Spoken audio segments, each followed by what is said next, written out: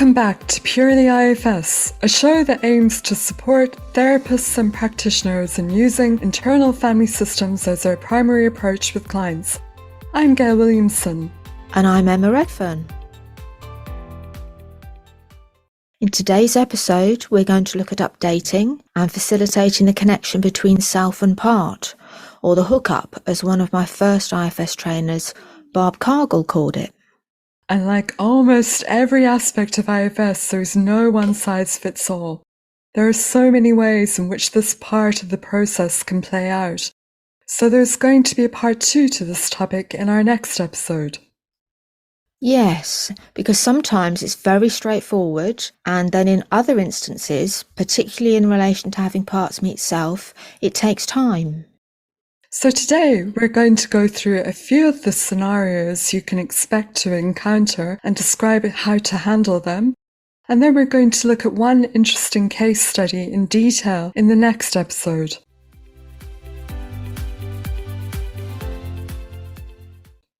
And to start, I'm going to talk about what updating is. And it's more than just asking about the age of parts and telling parts the age of the client, although that is an important aspect of updating and can often be sufficient to bring about some differentiation. And by differentiation, you mean, Emma? Well, I go into this in detail in the Transitioning to IFS book, but briefly two things. First, IFS facilitates a differentiation process in, for example, focusing on a body sensation with acceptance, warmth, curiosity, etc. That leads in time to differentiating a part, wanting to communicate and be known and be welcomed. So yeah, instead of just experiencing a thought or sensation, for example, we'd help a client relate to it as a part. That's the first key differentiation. Sure, and secondly, once we're in connection with that part or any part, then we have lots of opportunities for highlighting further differentiation. For example, we recognise the difference between self and parts, between past and present, between the client's self and an abuser, and so on. So yeah, differentiation is an important aspect of why we update. Yes, and for me, there are three main areas in which it's helpful to provide updates: safety, resources, and change. The premise of IFS as a therapy is that wounded parts are stuck back in time, often in horrible circumstances, and are kept out of everyday existence by other young parts also stuck in time. And neither exiles and protectors have the level of resources that self has. Those C and P qualities such as courage, open-heartedness, perspective, etc. Yes, protectors and exiles don't have the means to change and transform that meeting self brings. So along the way in negotiating with protectors to allow self access to exiles, I will update the protector about how more safety, resources and change are available, should they want to meet with the one who isn't a part. I'm trying to hope merchant and highlight that there's something in it for the part to meet with self.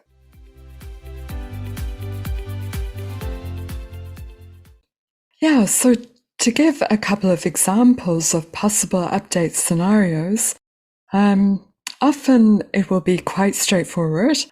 And when you've gotten your client to tell the part how old they are now, and perhaps other information that seems useful for the protector to know, such as that they no longer live in their childhood home, the protector may suddenly appear to the client to reduce in size. You know, Emma, how often protectors can initially appear as intimidating figures, sometimes scary big monsters or fearsome gods. Well, yes, my inner critic initially appeared as a Frankenstein's monster with its hands round my neck. Oh, wow. So yes, sometimes they can appear as Frankenstein's monster. And then after the update, the client, who is likely then seeing more from self, sees the protector more as they are. Or after an update, often the protector is very apologetic, maybe saying, I didn't know. In which case, I will usually use broadcast direct access, which we talk about in episode 2, and say to the client something like, ah, well, it makes sense to me that this part didn't know. I'm sure it's just been so focused on the job it's been doing. Yeah, and hopefully, Gail, the part feels really validated by that and not judged. Yeah. Then I'll start trying to bring in some self, asking the fourth F, how are you feeling towards this part right now? And the client will likely be feeling warmth and will want to share that with the part and tell the part that it doesn't need to feel bad, that they know the part was only trying to help. And so now there's a connection between self and part. Yes, and relief is often a response when a protector finally meets self and realises and really feels that someone has come to be with them, or more accurately, has now become available to be with them. Yeah, and sometimes it's even more simple, where once the protector is updated, it will express surprise, and the client is able to say something like, he's looking at me now. He sees how tall I am. He's saying he didn't know I was there. He actually seems a bit embarrassed, and he's happy for me now to take over. I notice the longer you work with someone, the more access they have to self, the more it will play out like this. It's clear that self has become a bigger presence in the system, and frequently then you'll hear parts say when they meet self that they'd already heard about him or her from other parts, or had become aware of self through the course of the therapy.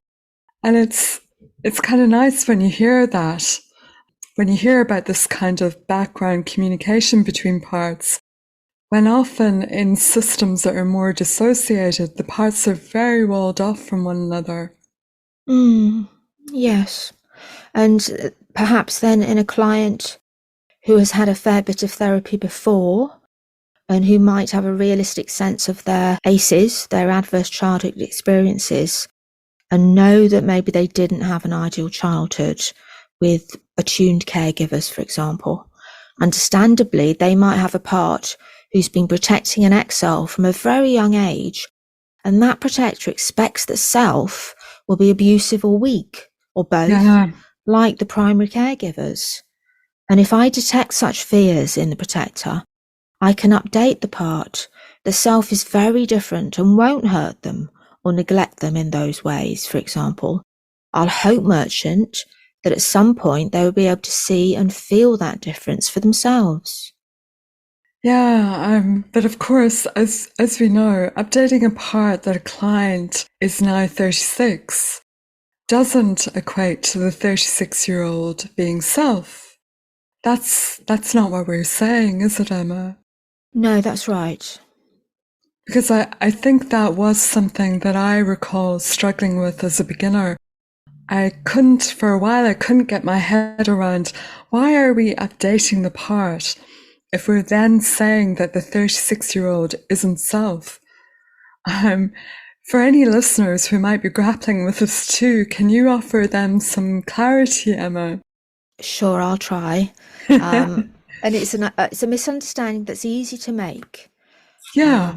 Yeah, but the reason I think we highlight the difference in ages between the part and the client in the present day are to show the passage of time, that the part did survive, even if it maybe thought it wouldn't. Mm-hmm. And we also do it to show the availability and increase in resources now available to their system that might not have been present in the past. So the part may be 3 or 4 and not have much power or ability to escape where it's stuck. And indeed, the client at the chronological age of 3 or 4 didn't have the means to live on their own, for sure. Mm-hmm. So knowing now that the system has a grown-up's resources is great and can bring relief. So the client will have skills, they may be married, have children of their own, a job, home, etc., which can feel reassuring to a protector. So we're saying, Emma, that it's not enough in terms of meeting self just to point out to a part the client is now 30 or 36 or whatever. After all, I guess many of us were hurt by protector-led rather than self-led authority figures of those kind of ages. So age is not a determinant of self-leadership by itself. Absolutely. And self is ageless. It doesn't equate to the adult self as some people have been taught or have read. Yeah, that's an important point, isn't it? That self is not the same as the adult. Yes, and that's why IFS teaches about self-energy in terms of C and P qualities. We don't necessarily share all that information with a protector, though I have been known to hook merchant to one that I'd like to introduce them to a big them or someone who'd like to get to know them and connect with them, which kind of implies a couple of C qualities, the curiosity and the connectedness.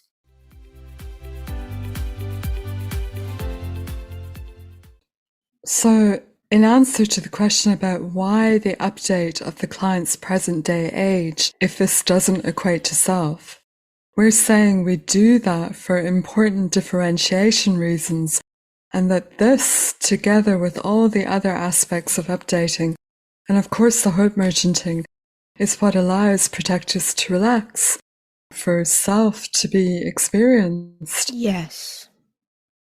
Just to maybe say quickly too that when you get to the point of meeting an exile, the update is much more straightforward. It's a case of working on the connection and asking things like, does the little boy see you? Does he know who you are? He's not sure. Well, tell him that you're the older him, that you're able to help him now. Just things like that to build the connection.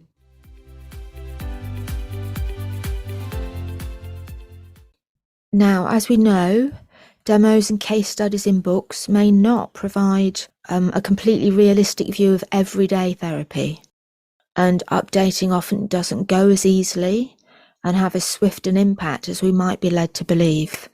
If you are relying on an age update doing some sort of magic and then run into some obstacles, we'd like you to have some other updating options to turn to, as well as suggesting you access your own creativity to update accordingly. Because the fact is that often when you get the client to tell a protector their age now, the protector says, so what? You still can't help.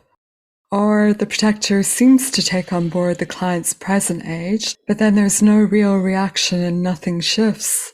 So that's when we might be able to ask the protector to look at the client, look at Mary or John, and ask what or who they see or sense.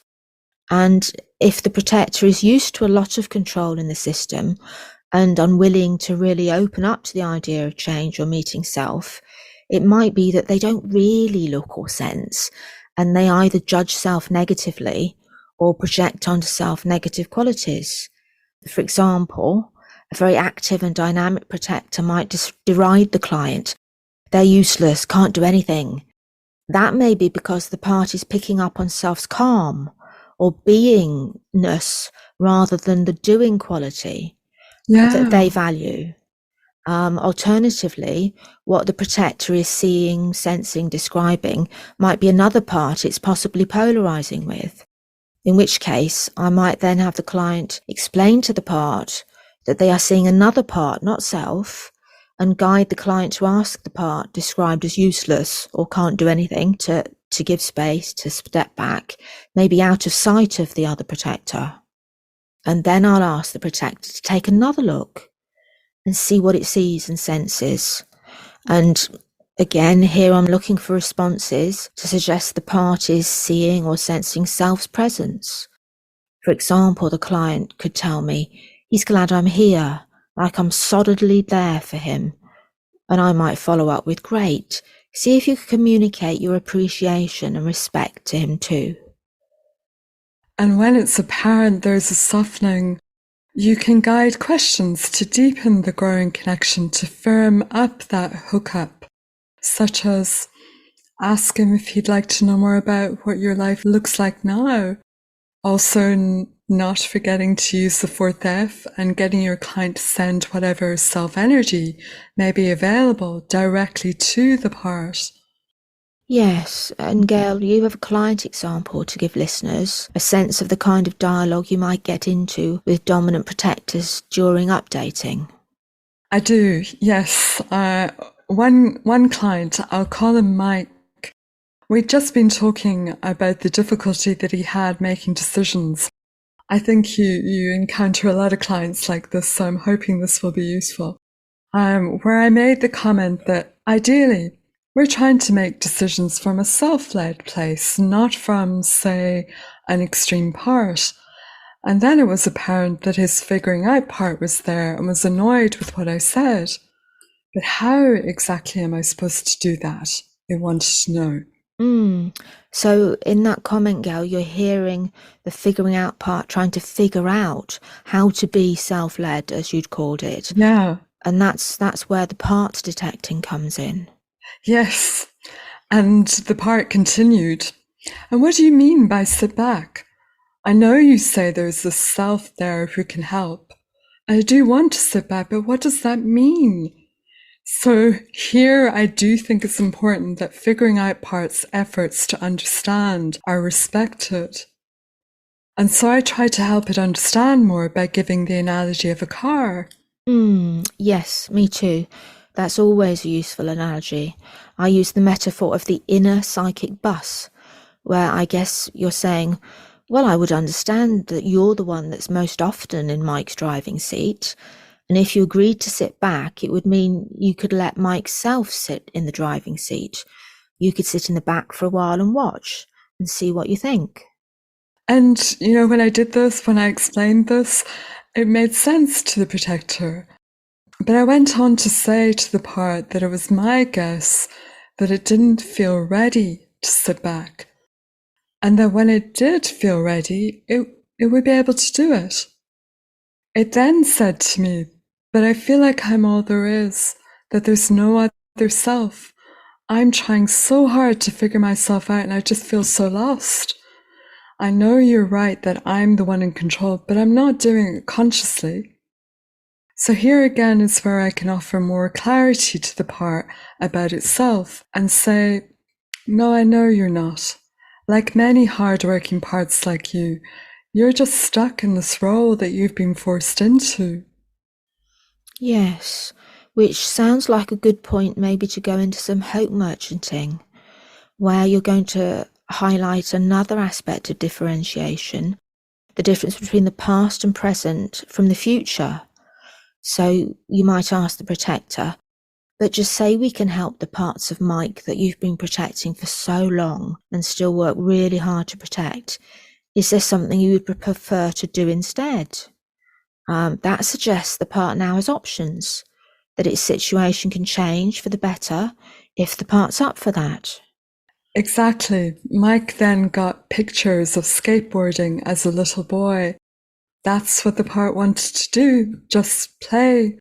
And I followed up to the part with, so that's our hope here, that we can get things to a place where you can just have fun. And then I heard some self. Mike saying to me, he seems so much calmer, but he does look very tired. Right, so you detect self through his switch from I to he, from the first person to third person. Yes, and then I go back to the fourth F. How are you feeling towards him right now, Mike? And Mike says, I feel sorry for him and I want to help him. Yep, so I'm hearing you don't automatically rely on the change in language from I to he to detect self. You still use that important differentiation question. Yes, of course, we regularly need to be using the fourth F. And then I just guided Mike to tell the part directly that he wanted to help. When you do something like that, it's good then to always check how a part responds to any intervention like that. So I asked, how does he respond when you say that, Mike? He's really looking at me. Great. Can you ask him what he notices about you? Does he feel how strong you are now? He does. And of course, these kind of questions are aimed at building connection, and you can hear that the hookup between self and part has really begun.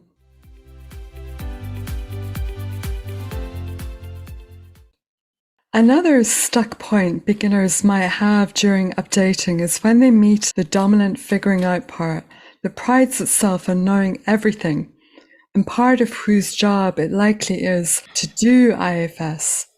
And so when you ask, how old do you think Mary is? It will say, well, I know, she's 36. Yes, and perhaps as a beginner you might get a bit thrown there because the protector isn't giving the expected answer of a child's age. So Gail, if you give people a couple of options for dealing with this when it happens, and I'll give another one that maybe moves it away from the age issue. Great. Well, in those instances, it's always good to validate the protector's knowledge. Great, I'm glad you know that Mary's 36. But this is when you can go on to use the intervention that you described earlier, Emma, where you say, but I wonder, can you look at Mary and tell me what you see? I'll often use that intervention in this situation because I want to get a sense for myself of what the protector is or isn't aware of, and because it usually does provide a way forward with the work. Where, for example, if the protector looked at the client and saw a fragile little girl, it's then possible for us, once the part has really met self, to say that if the protector is willing, self can connect to that little girl and help her. And then the little girl becomes our new target part. But actually, a good way I find of dealing with this is the following. So the protector says it knows the client's present age, and I say, well, that's great. I'm glad you know that Mary has grown up now and is 36, but how old does she feel to you? So instead of how old do you think Mary is, I'm asking how old does she feel to you? And I've yet to ask this follow-up question and the protector not then reply with a child or teen age. So it is a good question to remember. You have another option here though, Emma? Yes. So if the protector knows their age and the client's chronological age and age update magic isn't applicable or available, I might really want to slow down. So I'd step back from relying on the age update and return to getting to know the protector using all the great usual protector questions. And as a part of getting to know the protector, it would hopefully be getting to know and trust me too. And when I'm feeling hopefully expansive and open-hearted towards the protector, I might ask the part what they sense in me towards them. Yes, I'd imagine you'd need to have a lot of self-energy, as you're saying. Yes. Or feel like you've got good self-energy in order to do that at that point. Yeah, so I may be feeling confident and holding my seat and curious.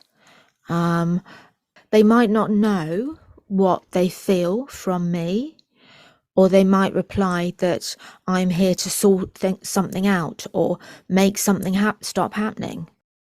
In which case, I can provide a different sort of update about how I see our relationship or potential relationship and how I see the IFS therapy that they've come for, which it wouldn't be quite how they see it. So this is an opportunity to do differentiation and get buy-in to IFS. So you're saying something like, I'm wondering if you think this is going to be just like the CBT therapy Mary had a while back, where you had to try really hard to control a part inside so it didn't think a certain way. Well, IFS works differently. It involves me and Mary getting to know and appreciate you and other parts and introducing you to the Mary who isn't a part. Because she can help parts who are burdened release the pain they hold from the past or let go of the weight of responsibility they've been carrying for so long. What do you think? Yeah, no, I like that. And also, if I ask the part what they sense in me, and if they're shy and they don't respond, I might continue the inquiry and be a little more explicit by asking maybe if they can feel my curiosity for and my presence with them and with 36-year-old Mary or 50-year-old John. And if that lands and the protector softens a little, I might then suggest that what they sense in me is also available inside them. from the Mary or the John who isn't a part. So I'm continuing to differentiate between who they think Mary or John is and the self I believe is accessible inside Mary or John. So differentiation is the name of the game this episode, Gail. Absolutely. I'm really getting that.